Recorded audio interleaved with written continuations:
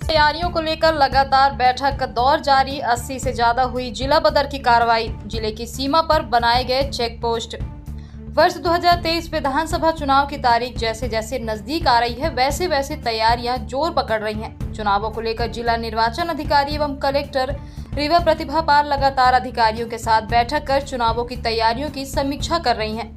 रीवा जिले में 6 और मऊगंज मिला लें तो 8 विधानसभा सीट हैं, जहां विधानसभा चुनाव होने हैं। ऐसे में इन सभी क्षेत्रों में व्यवस्थित व शांतिपूर्वक मतदान कराने के लिए संबंधित अधिकारियों को दिशा निर्देश दिए गए हैं। कलेक्टर प्रतिभा पाल ने बताया कि आचार संहिता लगने के बाद मतदाता सूची में सिर्फ नाम जोड़ने का ही काम किया जाएगा। उन्होंने कहा कि जिले भर में अच्छे वातावरण में शांतिपूर्वक मतदान कराने के लिए प्रतिबंधात्मक कार्रवाई की जा रही है। ऐसे लोग जो चुनाव या मतदाता को प्रभावित कर सकते हैं, उन पर कार्रवाई की जा रही है। अभी तक 80 से ज्यादा बदमाशों पर जिला बदर की कार्रवाई की गई है। ये संख्या बढ़ भी सकती है। उन्होंने बताया कि जिले भर में 7000 से ज्यादा शस्त्र हैं, उन्हें जमा कराने के लिए भी पुलिस को निर्देशित किया है। सभी थाने शस्त्र के संबंध में जानकारी जुटा रहे हैं। साथ ही जिले की 2 सीमाएं हनुमना और सोहागी पर चेक पोस्ट बनाया गया है, जहां पुलिस RTO फॉरेस्ट की संयुक्त टीम लगाई गई है। वहीं चुनाव को देखते हुए बॉर्डर मीटिंग भी की गई है। कलेक्टर ने कहा कि आचार संहिता लगने के साथ शासकीय दीवारों, बिल्डिंग, खंभों सहित अन्य स्थानों पर लगाए गए पोस्टर, बैनर भी हटाने की कार्रवाई की जाएगी। आइए सुनते हैं रीवा कलेक्टर प्रतिभा पाल ने क्या जानकारी दी।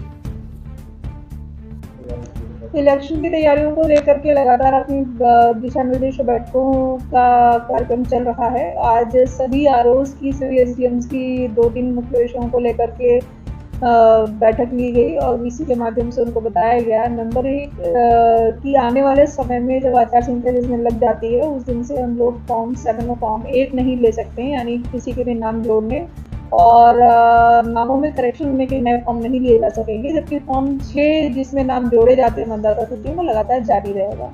दूसरा जो इम्पोर्टेंट विषय था कि इलेक्शन की तैयारियों को लेकर के जो प्रतिबंधात्मक कार्रवाइयाँ करनी है, यानी ऐसे लोग जो आने वाले समय में इलेक्शन की गतिविधियों को प्रभावित कर सकते हैं, मतदाताओं को कहीं प्रभावित कर सकते हैं, तो ऐसे लोगों की प्रतिबंधात्मक कार्रवाइयाँ 107-16 की 110 की लगातार सभी जगह संपन्न हो और निपट जाएं, इन पर ध्यान दिया गया है। साथ ही जिला बदर के ऐसे केसेस जिनमें जो केस प्रस्तुत होने हैं वो जल्दी प्रस्तुत हो जाए, ताकि उनमें भी आदेश करके उनकी भी कार्रवाई किया जा सके।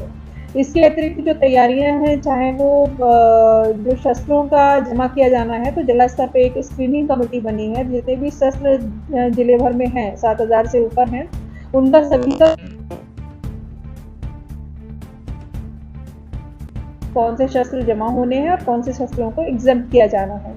तो तय समय सीमा में अभी लगातार हम लोगों ने सभी थाना प्रभारियों के माध्यम से जो वेरिफिकेशन है शस्त्रों का लाइसेंस नंबर्स के साथ में, वो लगातार सभी थानों में चल रहा है और अब उसकी कार्रवाई और तेज कर दी जाएगी। इसी प्रकार से चाहे वो मतदान केंद्रों की व्यवस्थाओं की जानकारियां हों, संपत्ति विरूपण को लेकर के एक विशेष तैयारी सभी ROs को करने के निर्देश दिए गए हैं, क्योंकि मध्य प्रदेश में संपत्ति विरूपण अधिनियम के तहत हम लोग कार्रवाई करते हैं, तो ये सदैव प्रभावी रहता है ये एक्ट। तो इसीलिए सभी ग्राम पंचायतें, सभी नगर पंचायतों और नगर निगम की सीमा क्षेत्र में ऐसे सभी unauthorised flags, banner, wall painting सरकारी भवनों से या सरकारी पोल्स रहते हैं जो बिजली के, उन पर किसी बाउंड्री वॉल पे हैं अगर, तो उनको भी तत्काल प्रभाव से हटाया जाए। इसकी भी तैयारियां टीम को करने के निर्देश दिए गए। तो इस प्रकार से अपनी इलेक्शन की तैयारियां वेल इन एडवांस अच्छी चल रही है।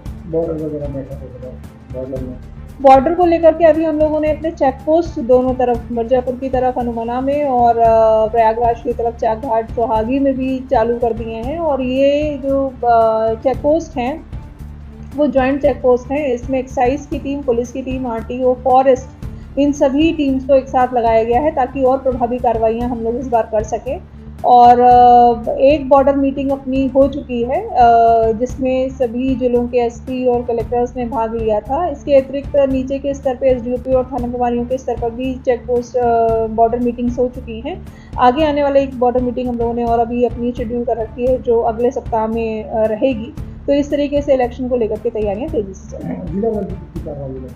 जिला बदर के जो केसेस हैं, अभी तक जो केस प्रकरण प्रस्तुत हुए हैं इस वर्ष में, तो वो लगभग 80 से 82 हो चुके हैं और भी कुछ नए केसेस भी प्रस्तुत हुए हैं।